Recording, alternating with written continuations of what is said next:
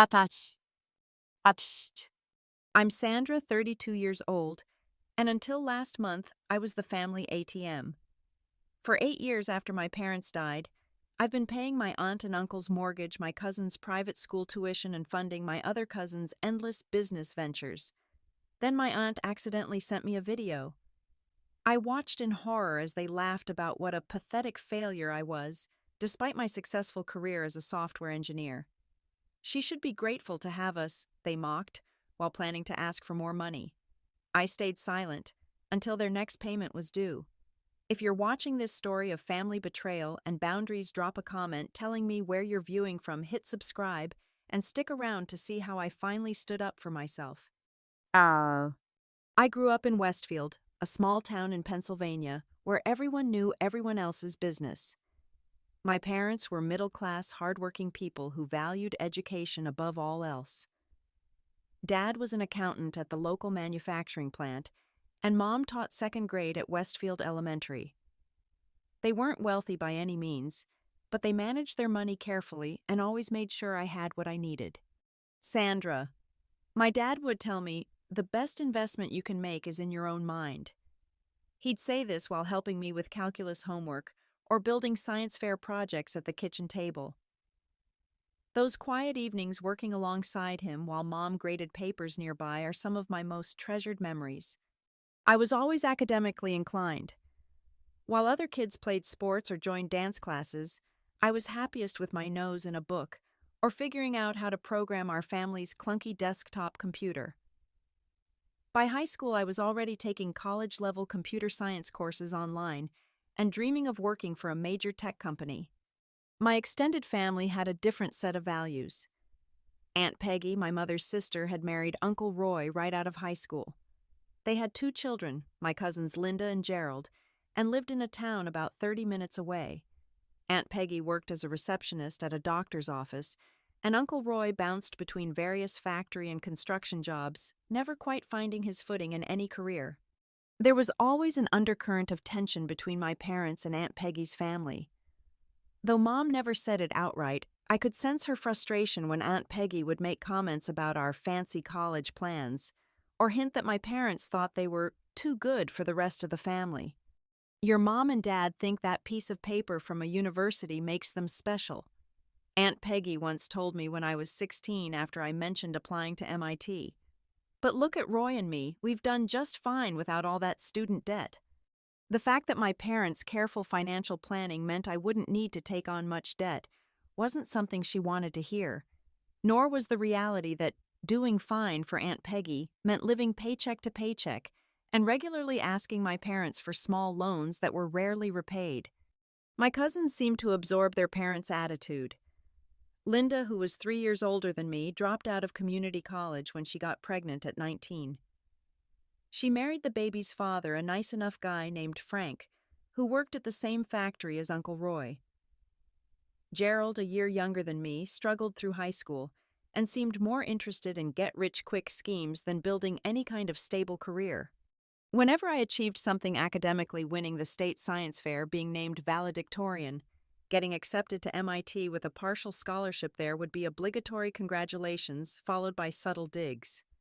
Well, not everyone can afford to spend all their time studying, Linda would say. Some of us live at the real world, Gerald would add. My parents encouraged me to ignore the comments and focus on my goals. Family is complicated, Mom would explain. They love you in their way, but sometimes people feel threatened when someone else's choices make them question their own.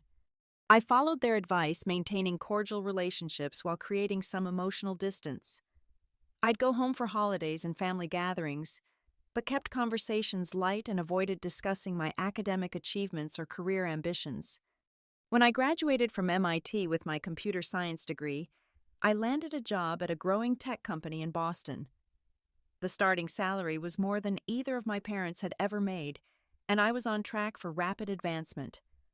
My parents were bursting with pride when they helped me move into my first tiny apartment in Cambridge.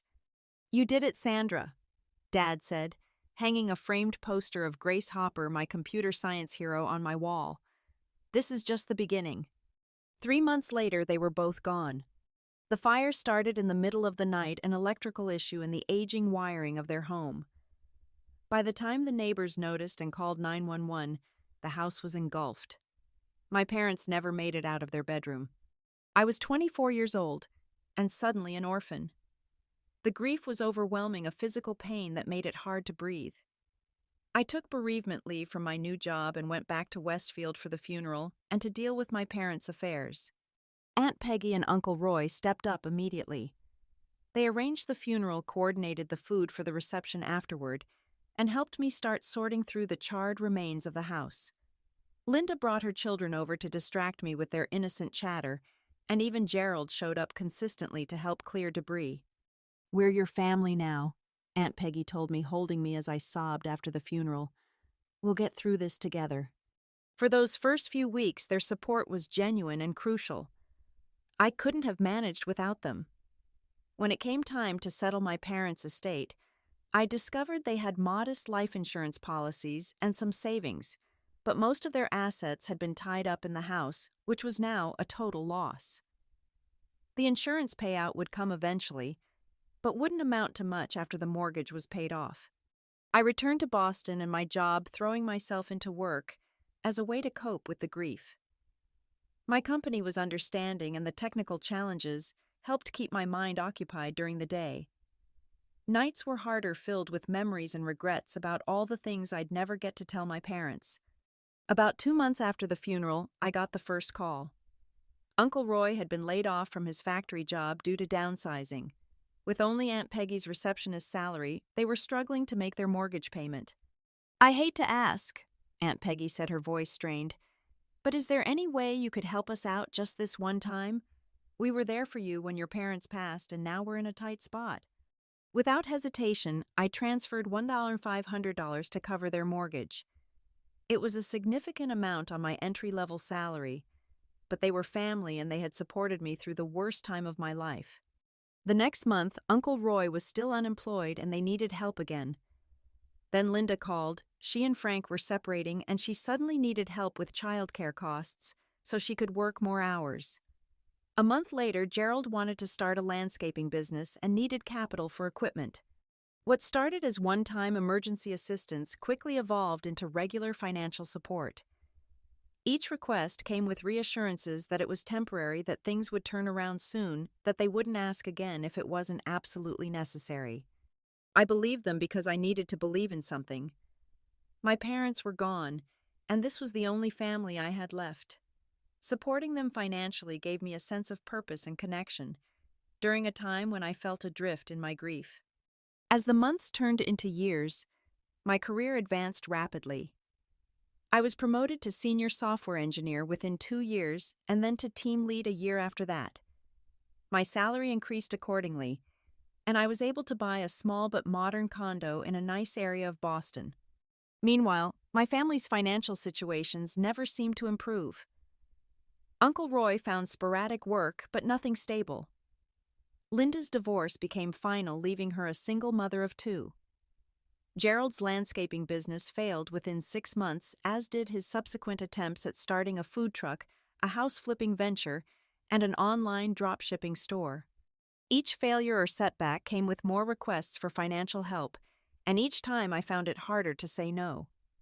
The occasional assistance had become regular monthly payments, one $800 for Aunt Peggy and Uncle Roy's mortgage, one $200 for Linda's children's private school tuition, varying amounts for Gerald's latest business ideas, or to cover his rent when those businesses inevitably failed. By the time I turned 30, I had been supporting my family financially for 6 years. My friends in Boston didn't understand why I continued to send so much money back home. "They're adults," my friend Melissa pointed out during one of our coffee meetups. "They should be supporting themselves, not draining you dry." "It's not that simple," I would explain. "They're the only family I have left, and family helps family." But even as I defended my choices, doubts were growing. I noticed that despite their supposed financial hardships, Aunt Peggy and Uncle Roy still took annual vacations to Florida. Linda's social media showed her getting regular manicures and hair treatments. Gerald always seemed to have the latest smartphone. When I tried to suggest more sustainable solutions, job retraining programs for Uncle Roy, public school options for Linda's kids, actual employment for Gerald, I was met with resistance. "You don't understand what it's like here in Westfield," Aunt Peggy would say. "Jobs aren't easy to come by like in Boston." "The public schools here are terrible," Linda would insist. "Do you want my children to fall behind?" "I'm an entrepreneur," Gerald would declare. "I just need the right opportunity to make it big, and then I'll pay you back everything." I started seeing a therapist to deal with my lingering grief over my parents and the growing resentment toward my extended family. Dr. Chen suggested I was enabling dependency rather than truly helping. "Healthy support empowers people to become independent," she explained. "What you're describing sounds more like creating permanent dependence." I knew she was right, but the guilt was overwhelming. Every time I considered cutting back financial support, I imagined my parents looking down on me, disappointed that I wasn't taking care of the family in their absence. "Your parents raised you to be responsible and self-sufficient," Dr. Chen reminded me. "Do you think they would want you to sacrifice your own financial security and future for relatives who aren't willing to make responsible choices themselves?" That question stayed with me, nagging at my conscience as I continued to send money month after month, watching my own savings and retirement funds grow far more slowly than they should have given my income. I didn't realize then that the situation was about to come to a head in a way I never could have anticipated. Kiki. As my career continued to advance, the financial demands from my family grew proportionally. It seemed that the more I earned, the more they needed. What started as helping with basic necessities had expanded to include what I would consider luxuries, though they were always framed as essentials. My promotion to team lead at 27 came with a substantial salary increase. I was now earning well into six figures, which would have been impressive anywhere, but was especially significant in the high-paying tech industry. I should have been building substantial savings and investments, but instead a large portion of my income was flowing directly to Pennsylvania. The condo I purchased in Boston was modest compared to what I could have afforded if I hadn't been supporting 3 separate households in addition to my own. It was a one-bedroom unit in a converted factory building, industrial chic, with exposed brick and large windows, but small and lacking some of the amenities I might have enjoyed otherwise.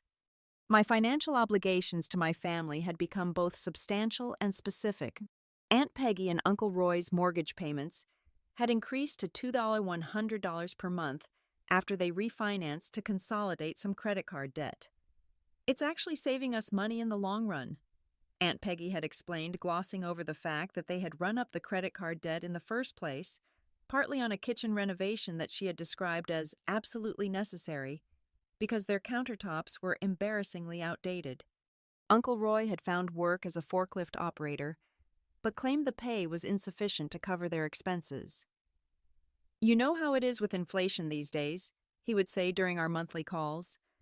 "Everything keeps getting more expensive and these companies don't want to pay living wages." Linda's situation had evolved as well. What started as help with childcare costs for her 2 children, Emma and Tyler, had expanded to include private school tuition at Westfield Academy, an expensive private school that Linda insisted was essential for their future. "The public schools here are just getting worse," she would tell me. "There are drugs and fighting, and the teachers don't care. Emma and Tyler are so bright they need the kind of education that will give them opportunities." The irony that Linda herself had dropped out of community college wasn't lost on me, but whenever I gently suggested that parental involvement might matter more than the school itself, she would become defensive. "You don't understand what it's like to raise children," she would say, effectively shutting down the conversation. The tuition for both children now totaled $1,800 per month, plus additional costs for uniforms, field trips, and extracurricular activities that Linda deemed essential for their development. Gerald's financial needs were the most unpredictable and often the most substantial. After his landscaping business failed due to what he called unexpected competition, though a simple market analysis would have revealed the saturation of lawn care services in Westfield, he moved on to a series of increasingly ambitious ventures. The food truck required a $20,000 investment, which he abandoned after 3 months because, the health department regulations were impossible to deal with. The house flipping business consumed $35,000 and ended when the perfect property turned out to have foundation issues that any proper inspection would have revealed. The drop shipping store cost less upfront, but still managed to lose money consistently before he shut it down, claiming that the algorithms changed. Each failure was accompanied by lengthy explanations about why it wasn't his fault and enthusiastic pitches for his next sure-thing idea. I funded them all partly out of hope that one might actually succeed and free him from needing my support, and partly because refusing felt like giving up on him. Between these major expenses and the regular emergency requests that seemed to come monthly car repairs, medical bills not covered by insurance, property tax shortfalls, I was transferring an average of $5,000 to $7,000 per month to my family. My friends in Boston couldn't understand it. Melissa had stopped bringing it up after our conversations repeatedly ended in mild disagreements, but I could see the concern in her eyes when I would mention canceling a vacation because something came up with the family. My colleague Jacob was more direct. "You're being taken advantage of," he told me bluntly after I mentioned skipping the company ski trip because of Gerald's latest business investment. "They're adults. They should be supporting themselves." "It's complicated." I would respond the same answer I always gave. "They're my only family." But privately, I was beginning to question the arrangement more seriously. My therapist, Dr. Chen, had been gently but persistently encouraging me to examine the dynamics at play. "What would happen if you said no to one of these requests?" she asked during one session. "They'd struggle financially," I replied automatically. Would they? Or would they find another solution? I didn't have a good answer for that. The truth was, I had never really said no. I had occasionally delayed a payment or reduced the amount, but I had never outright refused a request for financial help. "I think it might be worth testing that boundary," Dr. Chen suggested. "Start small. The next time Gerald comes to you with a business idea, offer advice and connections instead of money. See how he reacts." I took her advice. When Gerald called the following week with an excited pitch about an app that would revolutionize the way people order takeout food, apparently unaware of the numerous such apps already dominating the market, I didn't immediately offer funding. "That sounds interesting," I said instead. "I know some developers who might be able to give you advice on the technical feasibility, and I could introduce you to someone in my network who works with startup incubators." There was a pause on the line, followed by a noticeably cooler tone. "I don't need advice, Sandra. I need capital to get this off the ground. Are you going to help me or not?" "I'm trying to help in a way that might be more valuable long-term," I explained. "Connections in the industry could—" "Forget it," he interrupted. "If you don't want to support my business, just say so. I'll find the money somewhere else." 2 days later, Aunt Peggy called to express her disappointment that I wasn't being supportive of Gerald's entrepreneurial spirit. "He just needs someone to believe in him," she said. "Is that too much to ask, after all we've done for you?" The guilt trip worked. I sent Gerald $10,000 for his app idea, which, like all his previous ventures, never materialized into anything concrete. 3 months later, when I asked about its progress, he mumbled something about market conditions and quickly changed the subject. I tried a similar approach with Linda, suggesting she look into scholarship opportunities for Emma and Tyler at Westfield Academy. "Many private schools offer financial aid," I explained, "and with their good grades, they might qualify for merit scholarships." "Are you saying you don't want to help with their education anymore?" Linda's voice immediately took on a wounded tone. "I thought you cared about their future." "Of course I care," I backpedaled. "I just thought this might be a good opportunity for them to learn about working towards scholarships, and it could reduce the financial burden on everyone." "I can't believe you would put that kind of pressure on them," Linda responded. "They're just children, Sandra. They shouldn't have to worry about how their education is being paid for." The conversation ended with me assuring her that I would continue covering the tuition and her promising that she would look into scholarship options sometime in the future. My attempt to suggest financial counseling to Aunt Peggy and Uncle Roy went even worse. "Are you saying we don't know how to manage our money?" Uncle Roy demanded, his voice rising. "I've been balancing a checkbook since before you were born." "That's not what I meant," I tried to explain. "Financial advisors can help anyone optimize their resources regardless of income level. I'm working with one myself." "Well, good for you with your fancy tech salary," he replied bitterly.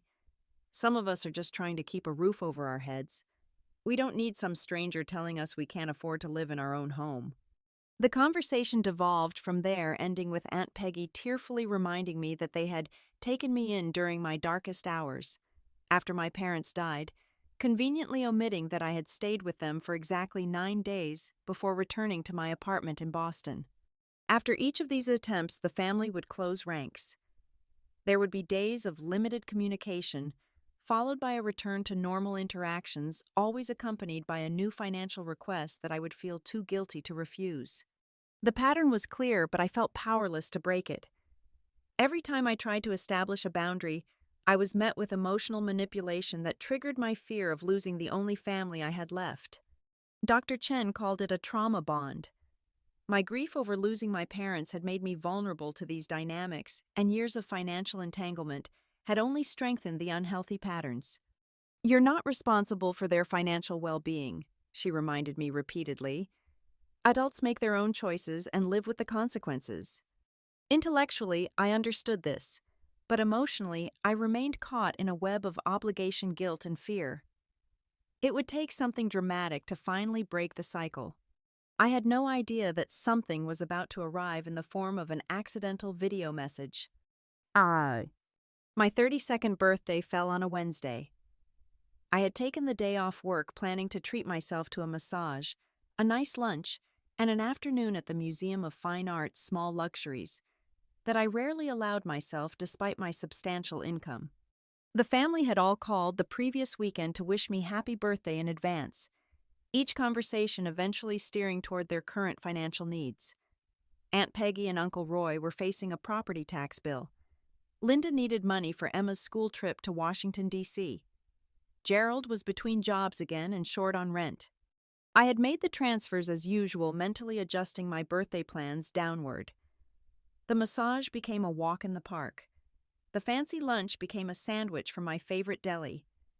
The museum visit remained, using the annual membership that was my one consistent indulgence. "We wish we could be there to celebrate with you," Aunt Peggy had said before ending our call. "But you know how it is so hard to get away." I didn't point out that I had offered multiple times over the years to pay for them to visit Boston, or that I had spent every major holiday for the past 8 years traveling to Pennsylvania because it was too difficult for them to come to me. So I spent my birthday alone, as I had for the past several years. It wasn't all bad. Boston in early autumn was beautiful, with leaves just beginning to turn and a crispness in the air that energized the city.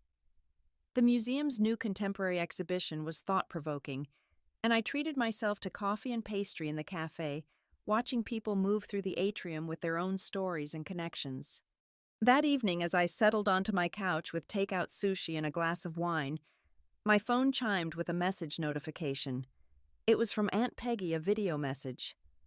I smiled, assuming it was a belated birthday wish from the family gathered together. I tapped play, eager to see their faces. The video started with a shaky view of Aunt Peggy's living room ceiling, then stabilized to show the family seated around the dining table, apparently unaware that the camera was recording. "Did you send it?"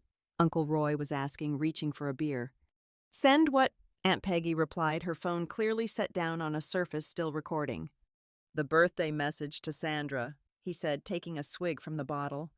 Aunt Peggy waved dismissively. "I'll do it later. She's probably working anyway. Always working, that one." "Well, that's good for us, isn't it?"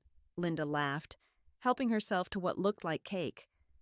"The more she works, the more we don't have to." My stomach clenched as I realized they had no idea they were recording. I should stop watching, I thought. This is private, but I couldn't make myself press stop. "Did she send the money for Emma's trip?" Gerald asked, scrolling through his phone without looking up. "Of course she did," Linda replied. "She always does. Just had to mention it was educational and for the children. Works every time." They all laughed, and I felt a cold wave wash over me. You'd think someone so smart would have figured it out by now, Uncle Roy said, shaking his head. 8 years we've been living off her, and she still thinks it's all temporary. To be fair, Aunt Peggy interjected, she is kind of a pathetic failure at everything except work. No real friends in Boston, no boyfriend, no life outside that office. We're probably the only social connection she has. God remember when she tried to set me up with that programmer friend of hers, Gerald snorted. As if I'd be interested in some nerdy girl just because Sandra thinks I need to settle down with someone stable. He made air quotes and rolled his eyes. She should be grateful to have us, Linda said, licking frosting from her fork. Without us, who would she even talk to? She'd just be alone in that tiny apartment with her computer. Condo, corrected Aunt Peggy, and it's in a very desirable area. She mimicked my voice in a sing-song tone that sounded nothing like me but made everyone at the table laugh. Speaking of which, Uncle Roy leaned forward. I think we should talk to her about helping us with a down payment on that lake house. The mortgage would only be a few hundred more than we're paying now, and with her new promotion. She got another promotion. Gerald looked up from his phone, suddenly interested. Not yet, but she's being considered for some senior position, Aunt Peggy explained. I was only half listening when she mentioned it, but it would mean more money. Well, then time to update our wish lists, Linda grinned. I've been thinking the kids should really be in those special enrichment programs at school. The conversation continued with each of them discussing what they would ask for next, how they would phrase it to trigger my guilt and sense of obligation, laughing about my naivety in believing their constant financial emergencies. I watched the entire 17-minute video, my hand pressed against my mouth, tears streaming down my face. They hadn't sent birthday wishes because they had forgotten entirely until Uncle Roy mentioned it. My birthday was just another day to them, notable only as a reminder to send their standard message to keep the money flowing. When the video finally ended, Aunt Peggy apparently realizing at some point that her phone was recording and hurriedly grabbing it, I sat in stunned silence, my birthday sushi forgotten. I watched it again, thinking perhaps I had misunderstood, taken comments out of context. But the second viewing was even worse as I caught subtle digs and exchanges I'd missed the first time. There was no misinterpreting their meaning or their attitude toward me. For 8 years, I had sacrificed my own financial security, delayed my own goals, limited my own life, all to support people who saw me as nothing more than a source of income. People who mocked me behind my back while taking my money. People who were planning how to extract even more from me in the future. My phone buzzed with the text from Aunt Peggy. Ignore that video. Sent by mistake while cleaning my phone. Happy birthday, sweetheart. Love you. A minute later, another text. Actually having some trouble with the property tax bill this month. Any chance you could help out a little extra? Would be such a birthday blessing to your old aunt and uncle. I put the phone down without responding, my mind racing. My first instinct was to call and confront them immediately to demand an explanation for what I'd heard. But some cautious part of me held back. I needed time to think, to process, to decide how to respond from a place of clarity rather than raw pain. I barely slept that night, replaying not just the video, but the past 8 years of interaction with my family. How many times had they laughed at my expense after hanging up the phone? How many emergencies had been fabricated or exaggerated? How many gifts and sacrifices had been expected rather than appreciated? By morning, I had made one decision: I wouldn't tell them about the video. Not yet. Knowledge was power, and for once I wanted to be the one with the advantage in our interaction. The next step was less clear. Cut them off completely, confront them, gradually reduce support. Each option came with its own set of consequences, and I wasn't sure which path to take. One thing was certain: things couldn't continue as they had been.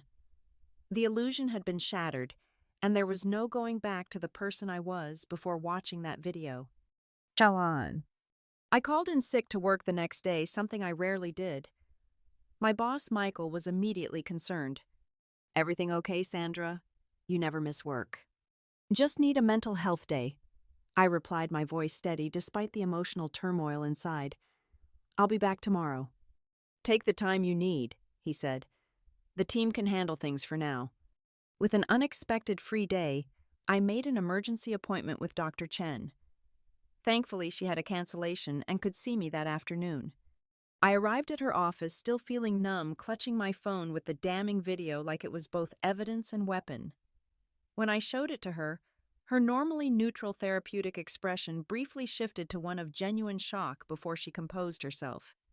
"What you're experiencing is a profound betrayal," she said after we had discussed my initial reactions. "It's natural to feel hurt, angry, and confused."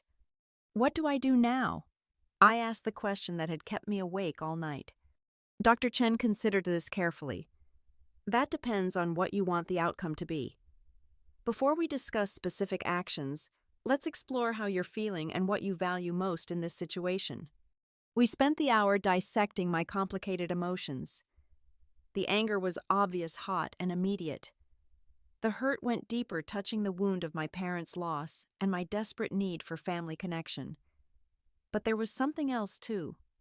Something unexpected relief. "Part of me feels liberated," I admitted. "Like I've been carrying this enormous burden of guilt and obligation, and now I can see that it was based on lies." "That's a significant insight," Dr. Chen nodded. "Often when we discover uncomfortable truths, there's pain but also freedom. The illusion required energy to maintain." By the end of our session, I had a clearer understanding of my options and their potential consequences. Dr. Chen suggested I take some time before making any dramatic changes to ensure my decisions came from a place of self-care rather than reactive hurt. "Whatever you decide," she said as our time ended, "remember that healthy relationships involve mutual respect and reciprocity. You deserve that, Sandra." I spent the remainder of the day at home beginning a process that should have happened years ago, a thorough accounting of exactly how much financial support I had provided to my family. I pulled bank statements going back 8 years, created spreadsheets tracking every transfer, and categorized the expenses. The numbers were staggering. Mortgage payments for Aunt Peggy and Uncle Roy, $154,700. Private school tuition for Emma and Tyler, $126,400. Loans to Gerald for various business ventures, $89,500. Regular emergency assistance, approximately $73,000. Holiday gifts, special occasions, and miscellaneous support, $42,000. In total, I had given my family nearly $486,000 over 8 years, almost $500,000. That could have been building my retirement fund invested in property, or simply allowed me more freedom and security in my own life. The spreadsheet made another reality clear. My financial support had not decreased over time as they became more stable, as I had always assumed would happen. Instead, it had steadily increased year after year, with each family member asking for more as my income grew. While this financial autopsy was painful, it was also clarifying. This wasn't temporary assistance during difficult times. This was a permanent arrangement that they expected to continue indefinitely, and even expand based on their conversation about the lake house. With this newfound clarity, I turned my attention to their social media accounts, something I had deliberately avoided scrutinizing too closely in the past. What I found confirmed my worst suspicions. Aunt Peggy's Facebook page showed photos of their kitchen renovation from 4 months ago. Granite countertops, new stainless steel appliances, and custom cabinetry that I had known nothing about. Uncle Roy's page featured proud posts about his new fishing boat purchased last summer. "Finally got my dream bass boat," read the caption under a picture of him posing next to a boat that must have cost at least $20,000. Linda's Instagram was filled with selfies showing expensive haircuts, regular manicures, and designer clothes that seemed at odds with someone supposedly struggling financially. More disturbing were the posts about weekend getaways to nearby resorts and spas, small luxuries I had denied myself while sending money for her children's essential educational expenses. Gerald's social media was the most revealing. Between posts about his various entrepreneurial ventures were check-ins at casinos and racetracks. A deeper dive into his timeline showed a pattern. Large cash transfers from me were often followed within days by social media posts from locations known for gambling, then weeks of silence before the next request for business funding. By evening, I had compiled a comprehensive picture of how my family had been living while claiming financial hardship. The contrast with my own carefully budgeted lifestyle was stark. Despite earning a substantial salary, I had lived modestly, rarely traveled, and consistently delayed my own goals to support theirs. As I sat surrounded by this evidence, my phone buzzed with another text from Aunt Peggy. "Sandra, sweetie, did you get my message about the property taxes? Hate to bother you on your birthday week, but it's rather urgent. They're threatening penalties if we don't pay by Friday. Could you help us out? Maybe $3, $200 this time? Love you." In the past, I would have immediately transferred the money, accepting without question that there was a genuine emergency. Now I set the phone aside without responding, continuing my investigation instead. A quick online search revealed that property tax payments in their county weren't due for another 2 months, and late payments would receive multiple warnings before any penalties were assessed. Either Aunt Peggy was drastically misinformed about their tax situation, or she was lying outright. The next morning, I called my company's employee assistance program and was connected with a financial advisor. I spent an hour discussing my situation, both the past financial decisions and my options moving forward. From a purely financial perspective, the advisor told me, "You've been significantly compromising your own long-term security. The amount you've provided to your family, if it had been invested even conservatively, would represent a substantial nest egg by now." He helped me calculate the opportunity cost of my ongoing support, what those funds could have been earning if invested instead of given away. The numbers were sobering. "Moving forward," he continued, "you need to decide what level of support, if any, you're comfortable providing while still prioritizing your own financial health. Whatever you decide, I strongly recommend making it systematic and boundary-driven rather than responding to emergency requests." By the end of our conversation, I had a clearer picture of my financial situation and a framework for making decisions that prioritized my own well-being while allowing for thoughtful generosity if I chose to continue supporting my family in some capacity. Armed with this information, I spent the evening drafting a plan. I wasn't ready for a complete cutoff. Despite everything, these were still the only family members I had, and untangling such long-standing financial relationships would take time. But I could establish a transition plan that would gradually reduce their dependence on me while giving them time to adjust their expectations and behaviors. The plan had several components: 3 months of reduced support, approximately 50% of current levels to allow them time to adjust, resources for financial counseling and budgeting assistance, job search, support for Gerald, including connections to entry-level positions in my network, information about scholarship opportunities for Emma and Tyler, options for Aunt Peggy and Uncle Roy to refinance or downsize if necessary.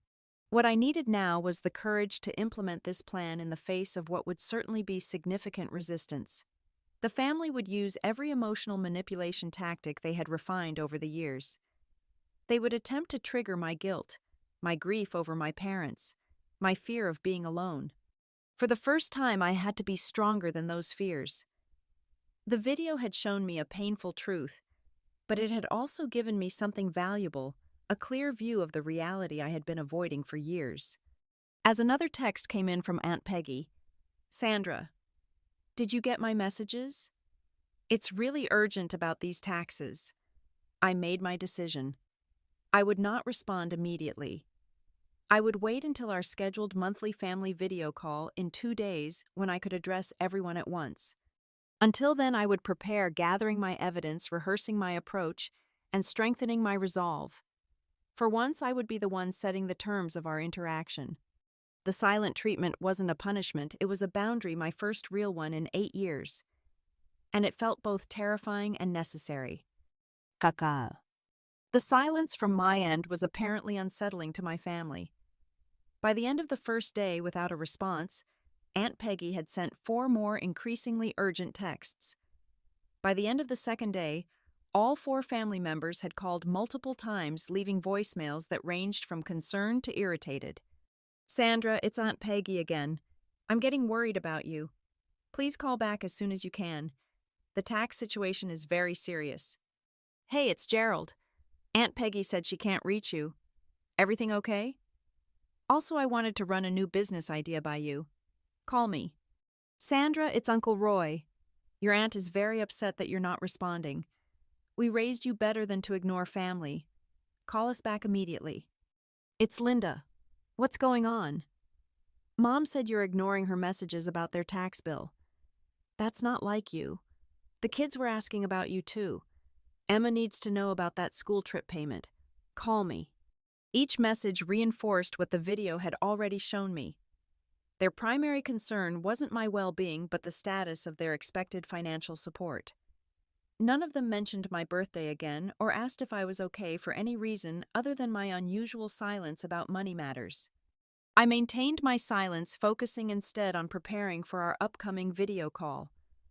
I organized my documentation, practiced what I would say, and consulted with both Dr. Chen and the financial advisor about the best approach.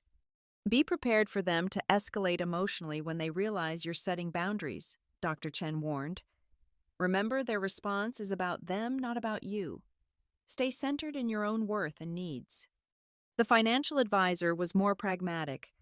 Have a clear plan for what you're willing to offer going forward, if anything. Don't get drawn into hypothetical situations or one-time exceptions that will undermine your boundaries. On the morning of the scheduled call, I felt surprisingly calm.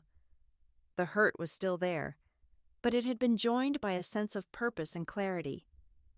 For the first time in years, I was acting from a place of self-respect rather than guilt. I set up my laptop at my dining table, with relevant documents organized and easily accessible. I had water nearby and had even written down key points I wanted to make, knowing that emotional manipulation might otherwise derail my focus. At exactly 7:00 p.m., I joined the video call. The family was already there, their faces appearing in a grid on my screen. Aunt Peggy and Uncle Roy sat together on their living room couch. Linda was in her kitchen, children's homework visible in the background. Gerald appeared to be in his car, probably using the better internet connection at a local cafe since his own service was unreliable. Finally, Aunt Peggy exclaimed when my face appeared. We've been trying to reach you for days. Is everything okay? I'm fine, I replied calmly. I needed some time to think about some things. Well, while you were thinking, we've been dealing with a real emergency here, Uncle Roy said, his tone already combative. These property taxes won't pay themselves. And Emma's school trip deposit is due tomorrow, Linda added quickly. Before we get into all that, I said, keeping my voice steady, I'd like to discuss something important about our financial arrangements. There was a moment of uncertain silence as they registered my unusual directness. What do you mean, arrangements? Aunt Peggy asked, a note of wariness entering her voice. I've been supporting all of you financially for 8 years now, I began. What started as temporary assistance during difficult times has become a permanent situation that's not sustainable for any of us. Not sustainable? Uncle Roy's face reddened. What are you talking about? We're family. Families help each other. Yes, they do, I agreed. But healthy help empowers independence, not creates dependency. I've been enabling patterns that aren't healthy for any of us. I don't like where this is going, Linda said, her expression darkening. If you're saying you won't help with Emma's trip, I'd like to finish what I'm saying. I interrupted something I rarely did. The assertiveness seemed to surprise them into momentary silence. I shared my screen showing the spreadsheet I had created tracking 8 years of financial support. This is what I've provided over the past 8 years. I explained, scrolling through the detailed categories. Nearly $500,000 in total. Their expressions shifted as the numbers registered surprise, quickly masked by defensive anger. Are you keeping score? Aunt Peggy asked, her voice rising. After everything we've done for you. I'm not keeping score, I replied. I'm gaining clarity. I've never added it up before now, and I think that's been part of the problem. I've been responding to individual requests without seeing the bigger picture. The bigger picture is that we're struggling while you have a fancy job in Boston, Uncle Roy said bitterly. Must be nice to judge us from your comfortable condo. I'm not judging anyone, I said. I'm stating facts. And the fact is, this level of support isn't working for any of us. It's creating dependency for you and preventing me from building my own financial security. I then shared my screen again, this time showing a document titled Transition Plan. Moving forward, I'm proposing a 3-month transition period, I explained. During these 3 months, I'll provide reduced financial support, about half of what you've been receiving, while you make adjustments to become more self-sufficient. The reactions were immediate and predictable. Half, Linda exclaimed. But the children's tuition. I've researched scholarship options at Westfield Academy. I continued pulling up the relevant information. With Emma and Tyler's grades, they would likely qualify for significant financial aid. I'm happy to help with the application process. Before she could protest further, I turned to Gerald. I've also reached out to some contacts about potential job opportunities that would align with your skills. I don't want a job, Gerald scoffed. I'm an entrepreneur. My latest idea is actually gaining traction. I understand, I interrupted again. And you're welcome to pursue your business ideas. But having stable income while doing so would reduce the financial pressure on everyone. Finally, I addressed Aunt Peggy and Uncle Roy. I've also found some resources for financial counseling that could help with budgeting and possibly exploring options like refinancing or downsizing if the current mortgage is too burdensome. The silence that followed was tense, filled with visible anger and disbelief. Uncle Roy was the first to recover. So that's it.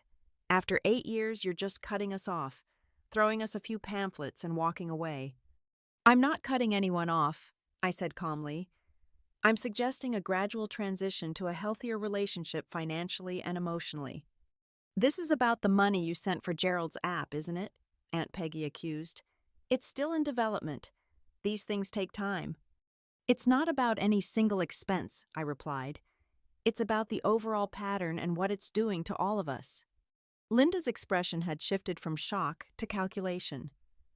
Look, Sandra, I understand you might be feeling unappreciated. We can certainly do better about acknowledging your help. Maybe we could have a monthly dinner to properly thank you. This isn't about appreciation, I said. It's about creating sustainable independence for everyone. Gerald, who had been unusually quiet, finally spoke up. So when can we expect this month's transfers? Even at half, we still need to know when the money's coming. His blunt question, devoid of any engagement with the deeper issues I was raising, solidified my resolve. This was exactly the problem. They saw me as nothing more than a source of funds. Before we discussed this month's specifics, I said, there's something else I need to share with you. This was the moment I had been preparing for, the moment that would likely change our family dynamic forever. I took a deep breath and shared my screen one more time, loading the video that Aunt Peggy had accidentally sent me. I received this on my birthday, I said simply and pressed play. The color drained from Aunt Peggy's face as her own voice emerged from the recording. She is kind of a pathetic failure at everything except work.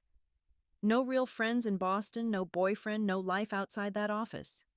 Linda's mouth fell open in horror as her voice continued. She should be grateful to have us. Without us, who would she even talk to? Gerald looked away from the camera as his dismissive comments about my friend played, followed by Uncle Roy's casual revelation. 8 years we've been living off her and she still thinks it's all temporary. I let the video play for about 2 minutes, long enough for them to hear the most hurtful comments and understand that I had seen their true attitudes before stopping it. The silence that followed was absolute. Aunt Peggy's hand covered her mouth. Uncle Roy stared at the floor. Linda seemed frozen in shock. Gerald was the only one who maintained eye contact, though his usual smirk had vanished. That was, Aunt Peggy finally stammered, that wasn't what it seemed. We were just venting. Everyone says things they don't mean sometimes. You laughed about taking advantage of me, I said quietly. You mocked me for having no life while I was working extra hours to support all of you. You called me a pathetic failure while cashing my checks. It was just talk, Uncle Roy insisted, though his voice lacked conviction. Family teases each other. That wasn't teasing, I replied. That was contempt, and it showed me exactly where I stand with all of you. Linda tried a different approach, tears welling in her eyes. "We're so sorry you had to hear that, Sandra. It was thoughtless and cruel, but it doesn't reflect how we really feel about you. We love you." "Do you?" I asked. "Because from what I've seen, not just in that video, but in your actions over the years, you love what I provide, not who I am." "That's not fair," Gerald protested. "We've been there for you too. When your parents died." "Yes, you were there after my parents died," I acknowledged. "And I will always be grateful for that support. But that doesn't entitle anyone to 8 years of financial dependence or the right to mock me behind my back." I returned to my original document. "As I was saying, I'm proposing a 3-month transition period. After that, I'll reassess based on how things have progressed. I'm not cutting anyone off completely right now, but I am establishing boundaries that should have been in place years ago." "And if we don't agree to this transition," Uncle Roy asked, a threatening edge to his voice, "then the alternative is an immediate end to all financial support," I replied, surprised by my own steadiness. "This isn't a negotiation. It's a courtesy and opportunity to adjust gradually rather than suddenly." The mixture of emotions on their faces was complex: anger, fear, shame, calculation. I could almost see them weighing their options, considering whether further manipulation might work or if they should accept the reduced support rather than risk losing everything. Aunt Peggy was the first to attempt reconciliation. "We said terrible things and there's no excuse for that. We're deeply ashamed. But please don't punish the whole family for one bad conversation." "This isn't punishment," I explained. "It's a necessary change for everyone's well-being. I should have established these boundaries years ago." "What exactly are you offering during this transition?"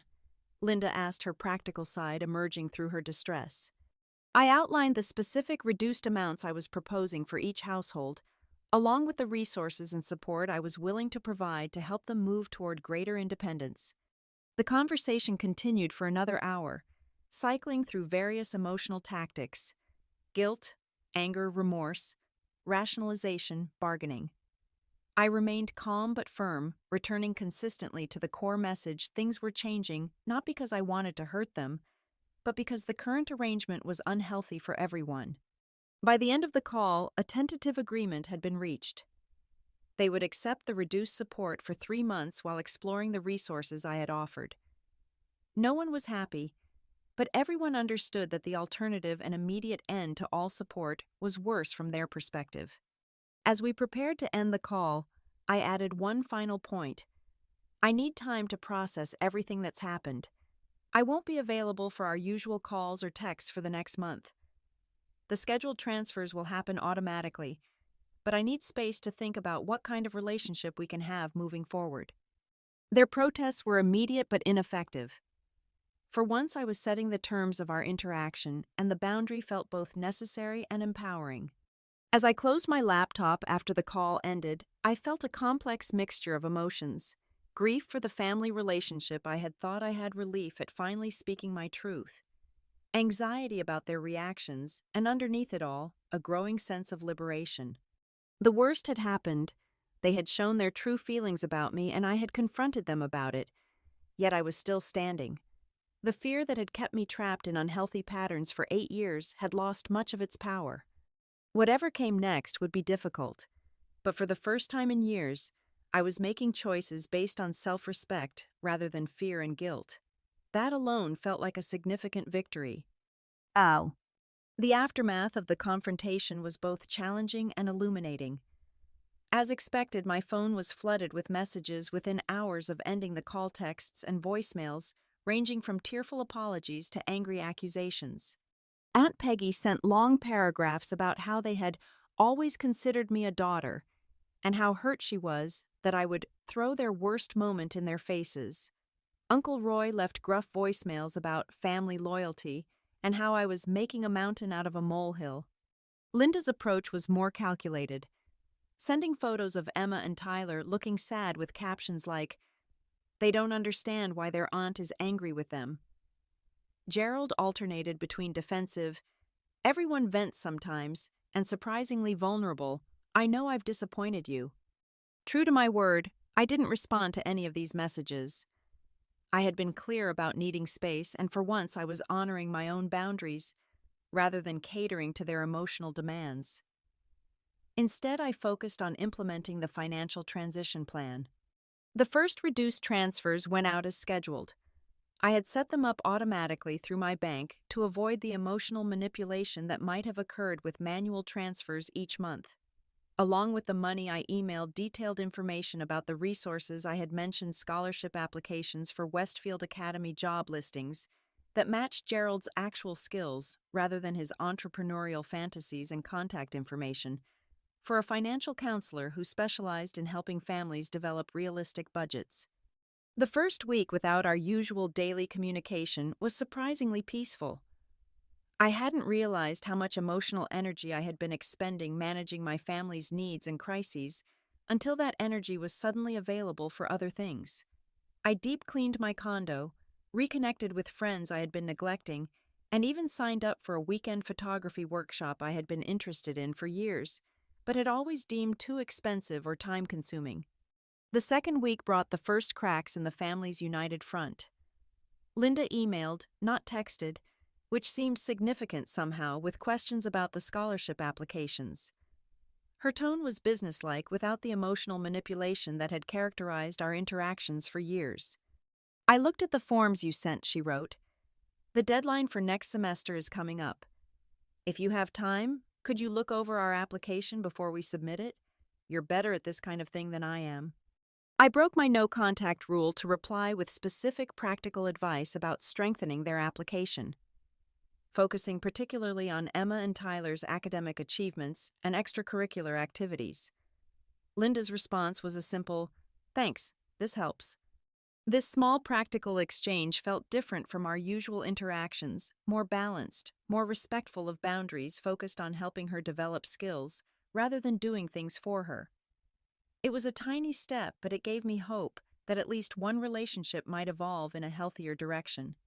Gerald was the next to break ranks, though, in a less constructive way. He showed up at my condo unannounced one evening, clearly having had a few drinks. "We need to talk," he said when I opened the door, swaying slightly in the hallway. "This isn't a good time," I replied, not inviting him in. And I was clear about needing space. "Space boundaries, whatever," he slurred. "Look, I'm sorry about what I said on that video. It was stupid. But you can't just cut us off. Family doesn't do that." "I haven't cut anyone off," I reminded him. "I've reduced support temporarily while we all adjust to a healthier arrangement." "Healthier for who?" he demanded.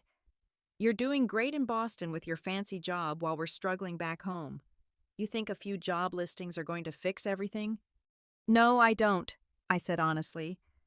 "But continuing to fund business ventures that never materialize isn't helping either. You're talented, Gerald.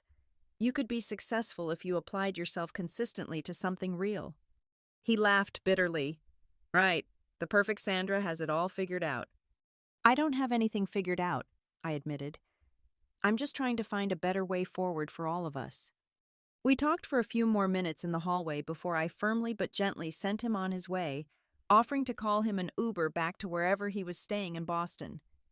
He declined, saying he had a friend's couch to crash on. The interaction was uncomfortable, but also revealing. Beneath Gerald's anger and resentment, I sensed a genuine insecurity, a fear that without my financial support, he would have to confront his own failures and make real changes. It was easier to blame me for abandoning the family than to acknowledge his own role in creating his circumstances.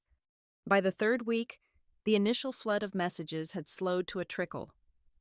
Aunt Peggy still sent daily texts, but they were shorter and less emotionally charged. Uncle Roy had fallen silent entirely. Linda continued to focus on practical matters related to the children's education. Gerald sent occasional cryptic messages that I interpreted as attempts to gauge whether my resolve was weakening.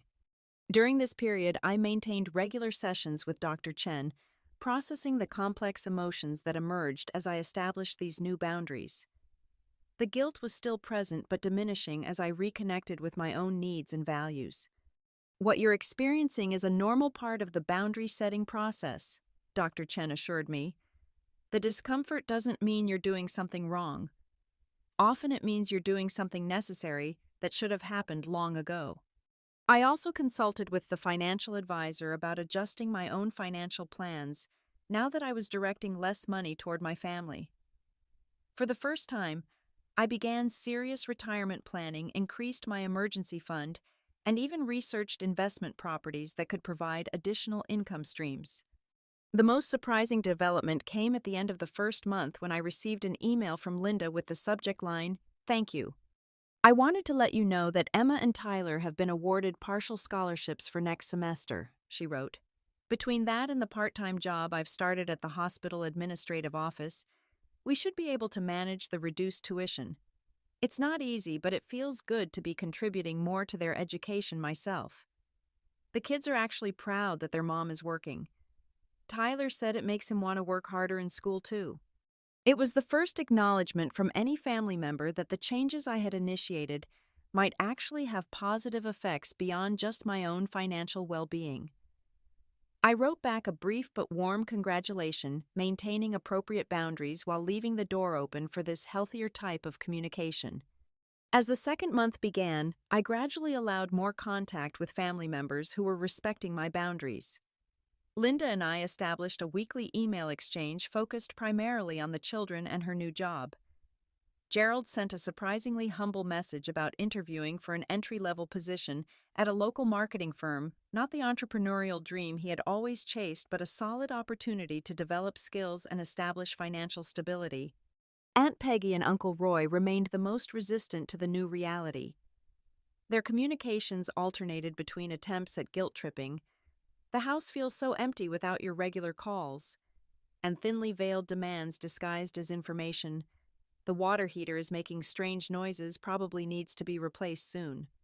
I maintained firm boundaries with them, while acknowledging the genuine difficulty of adjusting to reduced financial support after years of dependency.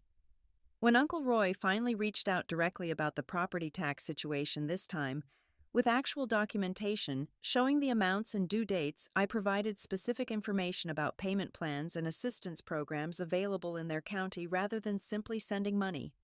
By the end of the second month, a new pattern had begun to emerge. The family's communications contained fewer crises and demands, more practical problem-solving, and occasionally even updates about positive developments in their lives that didn't involve requests for money. Linda had increased her work hours and found an after-school program that was more affordable than the private childcare she had been using. Gerald had been offered the marketing position and seemed cautiously optimistic about the opportunity. Even Aunt Peggy mentioned meeting with the financial counselor I had recommended, though she presented it as her own idea, rather than acknowledging my suggestion. The third month brought the most significant test of my new boundaries. Uncle Roy suffered a minor heart attack, a genuine medical emergency confirmed by hospital records that Linda forwarded to me. In the past, I would have immediately sent thousands of dollars and perhaps even flown to Pennsylvania to help manage the situation. Instead, I responded with appropriate concern and specific limited offers of assistance, researching their insurance coverage to understand what would be covered, connecting them with patient advocacy services at the hospital, and temporarily increasing that month's financial support by a modest amount to help with immediate uncovered expenses. This balanced response, neither cold rejection nor open-ended financial commitment, represented a new approach to family support that felt sustainable and healthy. I could be there for them during genuine difficulties without sacrificing my own well-being or enabling continued dependency. As the 3-month transition period neared its end, I scheduled individual conversations with each family member to discuss next steps. These conversations were remarkably different from our previous interactions, characterized by more honesty, less manipulation, and a growing recognition of our respective responsibilities. Linda had made the most significant changes, securing her part-time position permanently and working with the school to maximize her children's financial aid. Gerald had completed his first month at the marketing job, and while he still talked about entrepreneurial dreams, seemed to be developing a more realistic approach to achieving them eventually through skill building and saving. Aunt Peggy and Uncle Roy had made the least progress, but had at least begun to acknowledge the reality of their financial situation. They were reluctantly exploring downsizing options, though they framed it as considering a change of scenery rather than a necessary financial decision. Based on these conversations, I developed individualized plans for ongoing support where appropriate. For Linda and the children, I would continue contributing to educational expenses, but at a reduced level that complemented rather than replaced her own efforts. For Gerald, I offered to match funds he saved toward legitimate business education or future ventures, creating an incentive for financial responsibility. For Aunt Peggy and Uncle Roy, the path forward was less clear. Their resistance to fundamental changes in their financial habits made continued support problematic. Ultimately, I decided to provide a final 6 months of gradually decreasing mortgage assistance with the clear understanding that they needed to make permanent adjustments to their living situation within that time frame. 6 months after the confrontation, the family dynamic had shifted dramatically. The constant emergencies and demands had given way to more occasional specific requests, balanced by updates about their own efforts and successes. The emotional manipulation had decreased, though it still emerged during times of stress or when boundaries were being tested. Most importantly, I had reclaimed my own financial and emotional autonomy. For the first time in years, I was making decisions based on my own goals and values rather than reacting to family crises. I had increased my retirement contributions, taken an actual vacation without guilt, and even started dating again, much to the surprise of my friends who had grown accustomed to my constant unavailability. The journey wasn't easy or linear. There were setbacks, moments of doubt, and occasional relapses into old patterns on both sides. The video that had triggered this transformation remained a sensitive topic, a truth too painful to be fully integrated into our family narrative, but too significant to be completely forgotten. Yet something fundamental had changed. The accidental glimpse into how my family really saw me had been devastating, but it had also been necessary. It had forced me to confront the painful reality that the relationship I thought I had with my family was largely an illusion, one that I had paid nearly $500,000 to maintain. 3 years later, I can look back on that painful revelation with a sense of gratitude. As difficult as it was to hear those mocking words and witness their casual disregard for my sacrifices, that video ultimately set me free from patterns that were harming all of us. Today, my relationship with each family member is different, more honest, more balanced, and defined by mutual respect rather than financial dependency. Linda and I have developed a genuine friendship as she has embraced her own independence and growth. Gerald still struggles with consistency, but has shown surprising resilience in building a conventional career while pursuing creative interests on the side. Aunt Peggy and Uncle Roy eventually did downsize to a more affordable home, a change they initially resented, but now cautiously acknowledge was necessary. Our relationship remains the most strained, but even they have gradually adjusted to the new reality. As for me, I've discovered that family can take many forms. The colleagues who supported me through this difficult transition, the friends who welcomed me back into their lives, when I finally had time and energy for them, the new relationships I've developed since reclaiming my autonomy, these connections have formed a chosen family that complements and sometimes compensates for the complicated relationships with my blood relatives. The most valuable lesson I've learned is that true support empowers, rather than enables, that healthy love has boundaries, and that sometimes the kindest thing we can do for those we care about is to stop protecting them from the consequences of their own choices.